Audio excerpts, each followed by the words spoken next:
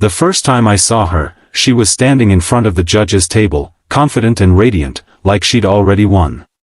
It was the regional culinary championship, a big deal in our town. I was the youngest contestant there, barely 19, with a second-hand apron and a borrowed knife set that had seen better days. She, on the other hand, was a local legend, Clara Del Monte, the woman whose bakery had been featured in magazines, who'd spent 20 years perfecting the art of pastry. When I walked up to my station beside hers, she glanced at me, smiled, and said with a soft chuckle, "You're too young to compete, aren't you?" I smiled back, steadying my nerves.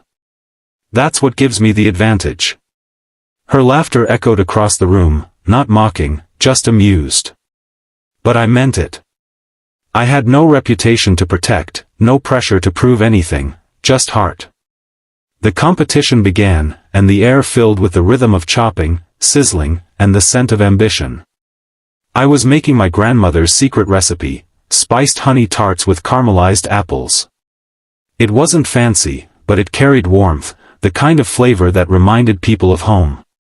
Halfway through, I noticed something. Clara was struggling. Her mixer had jammed, and her batter, her prized lemon chiffon, was clumping.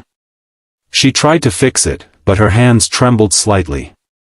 She sighed, muttering, "Not today." That's when instinct took over. I paused my own prep, wiped my hands, and walked over. "You need a hand?" I asked. She looked startled. "You'll lose time." "I've got enough to spare," I said, already helping her reset the machine. Together, we fixed the jam, whisked the batter again, and when she finally smiled in relief, I realized, this wasn't a battle. It was a bridge. When time was called, I barely finished plating. My hands were shaking from the rush. The judges made their rounds, tasting everything. They praised Clara's chiffon for its light touch of lemon and my tarts for their emotional warmth. Then came the announcement. Third place, not me. Second place, not me. First place, Clara Del Monte. The crowd cheered, and I clapped too, genuinely happy for her. But before she took the trophy, she turned toward me. "Wait," she said into the mic, "I can't take this alone." The room fell silent. This young man helped me when I was about to fail. He didn't care about winning. That kind of spirit is what this competition should be about. So, I'm sharing this with him. She walked over and handed me the trophy. The applause that followed didn't sound like victory, it sounded like respect. Afterward, she told me something I'll never forget. "You reminded me why I started cooking in the first place. I got so focused on being the best that I forgot what it felt like to just love what I do." I smiled. Guess youth has its advantages after all. She laughed, the same laugh from earlier, but warmer now. Maybe it does.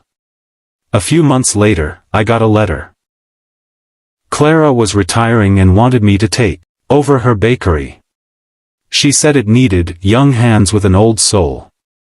Now, every morning, I unlock those bakery doors. Her portrait hangs on the wall beside my grandmother's recipe book. The smell of fresh bread fills the air, and sometimes, when customers smile after the first bite, I hear her laugh in my head again, not as a rival, but as a friend who believed. Moral: sometimes, competition isn't about proving you're better, it's about lifting others up while giving your best. Kindness, in any contest, is the true advantage.